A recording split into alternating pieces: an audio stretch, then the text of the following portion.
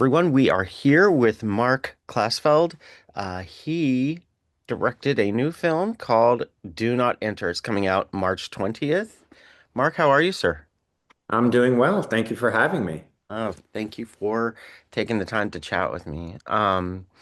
So talk to me. What first drew you to the project Do Not Enter?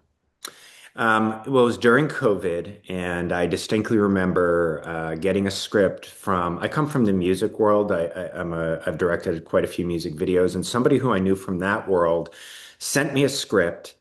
He's since moved on to produce movies, and I just was really attracted to the horror slash adventure nature of the script. It's those two things equally, and it just felt so fun. And yes, it's scary, it's eerie, and it's dark, but I love the adventure element. It reminded me maybe of a movie from like the 1980s or something. So I just was really attracted to it. I thought it was so much fun to do, and I thought it would be such an entertaining experience for an audience. Yeah, so you were the experience you were trying to give was adventure horror. Yes. Yeah. Like you mentioned the 80s. What would you liken it to? Is it kind of like Indiana Jones meets, you know, Goonies. Goonies? I mean, a lot of people have said, it's like an R-rated Goonies. Obviously people have mentioned the Indiana Jones element. Some people have mentioned The Descent. I mean, that's not an 80s Uh, movie. I don't know if you like The Descent. Yeah, The Descent is One of good. my absolute favorites. Well, The but original ending. yeah, it's adventure horror or horror adventure, whichever way you want to slice it. And I was really attracted to that, and to bring a lot of fun to the screen. Yeah, for sure.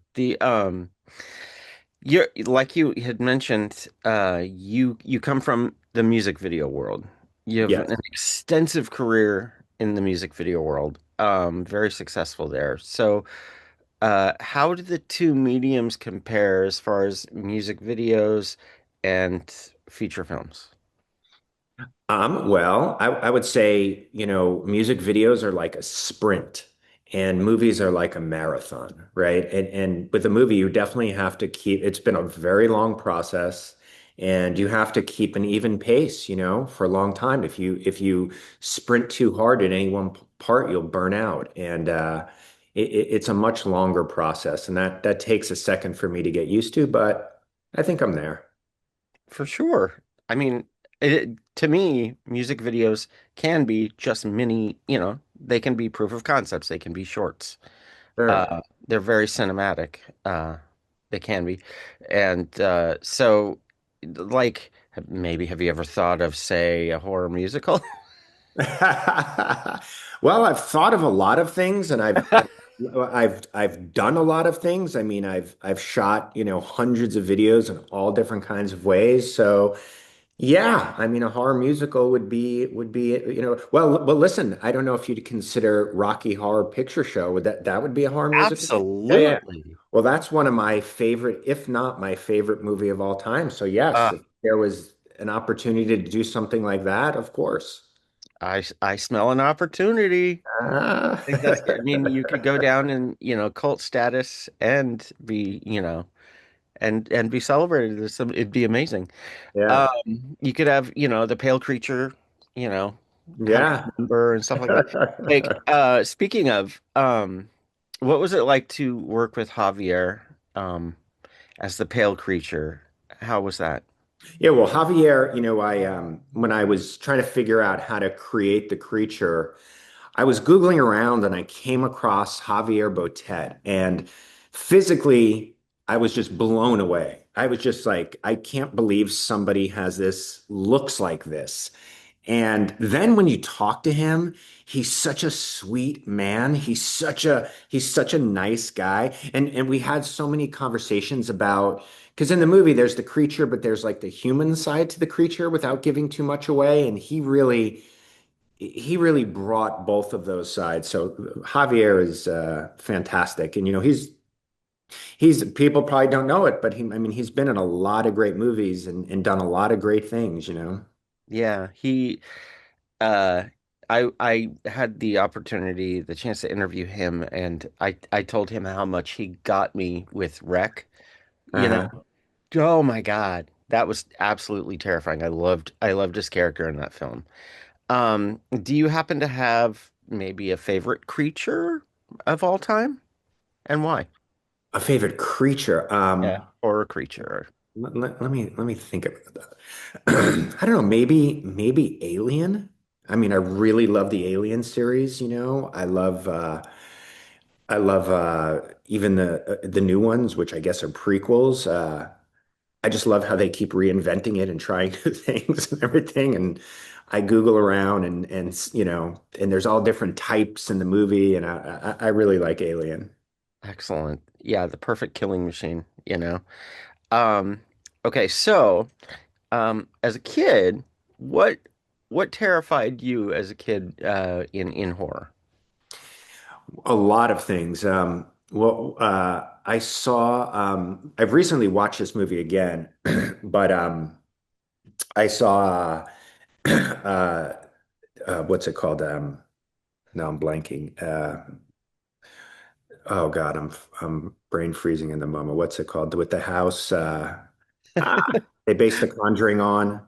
It was with James Brolin, Oh, uh, Amityville? Amityville Horror. So sorry about that, but You're fine, you're fine, you're fine. with Amityville Horror, there was this one moment which is so cheesy now. I mean, when you Yeah. watch it now, it's just so cheesy. But with these, I think somebody looked out the window and there were these like red eyes like blinking, and that just destroyed me as a kid. It just Ah, destroyed me. But actually, now that I'm thinking about it, I'm going to give you the thing that really destroyed me, and it still destroys me to this day is Jaws. You know, my parents unfortunately or fortunately took me to see Jaws when I was way too young. yes. You Yes. know, even the fact that you never saw the shark, you know, and I tried to do that with this movie a lot. I tried to be very sparing with the creature because I feel like with Jaws, what lives in your head was so much scarier. And Hmm. even to this day, when I go into a pool, and I close my eyes, I still think there's going to be a shark in there. I mean, that's how much that movie got me. Same, And same. I can't get over it. I still can't get over You it. still think something's gonna graze your leg or yeah, yeah, Yeah. people don't get it, man. When that came out, man, it was just it got into your brain. No, it still holds up. I think it was the 50th anniversary recently. I Yeah. went back and I saw it yet again, but on the big screen. No, there's a reason why Steven Spielberg is Steven Spielberg. I mean, that really had an effect on me. Yeah. It invented the blockbuster.